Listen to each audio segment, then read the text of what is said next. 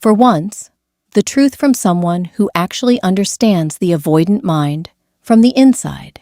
This is not theory or speculation. This is confession. What actually makes an avoidant choose someone?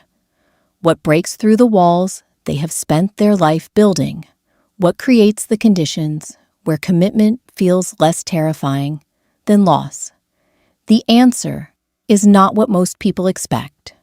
It is not about being patient enough, or understanding enough, or giving them enough space.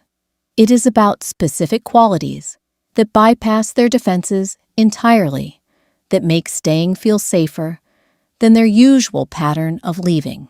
You make them feel safe without trying to fix them. The avoidant chooses you when you see their patterns clearly, but do not make changing them your personal mission. You understand attachment theory without weaponizing it against them. You recognize their fear without pointing it out constantly or making them feel broken. This is radical because most people either enable the avoidant by pretending the patterns do not exist, or they try to heal the avoidant by constantly addressing the dysfunction. But you do neither. You simply exist as someone secure enough in yourself that their patterns do not destabilize you, and that stability is what makes them feel safe. The avoidant chooses you because being around you does not feel like being in therapy or being under scrutiny. It just feels like being with someone who will not fall apart when they need space and will not try to change who they are before they are ready. You have a life they want to be part of. The avoidant does not choose someone who organizes their entire existence around them. They choose someone whose life is so full and interesting and meaningful that being excluded from it feels like genuine loss. You have passions that exist independent of them. You have friendships that nourish you. You have goals that excite you. You have built something that is clearly whole without them. And paradoxically, this wholeness makes them want to be included. The avoidant chooses you because your life does not need them to be complete, but having them in it would be an enhancement rather than a necessity. This removes the pressure that usually makes them run. They are not responsible for your happiness.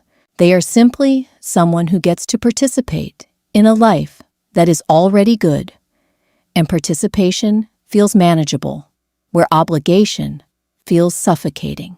You leave when you should leave.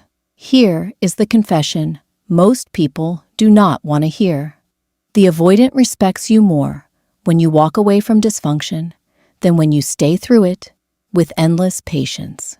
They choose you not because you tolerated their worst, but because you demonstrated you would not.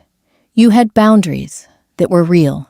You gave chances, but not infinite chances.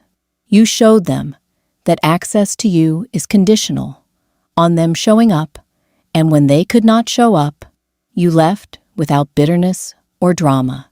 This is powerful because it means if they want you in their life, they have to actually try. The avoidant chooses you because you proved that you are not a sure thing, that they cannot take you for granted, that their patterns have consequences. This boundary, this willingness to walk away, creates the motivation for them to override their fear in ways endless patience never could.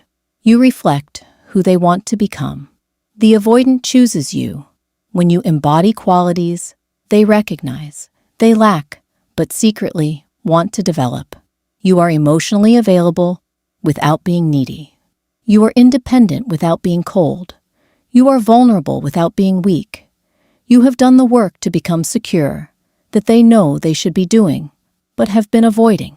Being around you is both inspiring and uncomfortable, because you are evidence that healing is possible, that attachment wounds can be addressed, that people can evolve beyond their patterns. The avoidant chooses you because they see in you the version of themselves they could become if they were brave enough to do the work. You are not just a partner. You are a mirror reflecting their potential, and that reflection is compelling enough to make them want to stay close to it, even when proximity feels scary. The brutal truth about choice. The final confession: the avoidant chooses you when the fear of losing you becomes greater than the fear of vulnerability. Not before. You can be perfect, patient, understanding, everything they claim to want, and they will still leave if losing you does not scare them more than staying close does. The avoidant only commits when the cost of their patterns finally exceeds the benefit, and you become too valuable to sacrifice to their fear. This happens when you embody all the qualities above: safety without fixing, a life worth being part of, boundaries that demand respect, and reflection of who they could be. When these elements combine, when you become irreplaceable through your wholeness rather than through your accommodation of their dysfunction, that is when the avoidant finally chooses you, not because you waited long enough, but because you became too valuable to lose.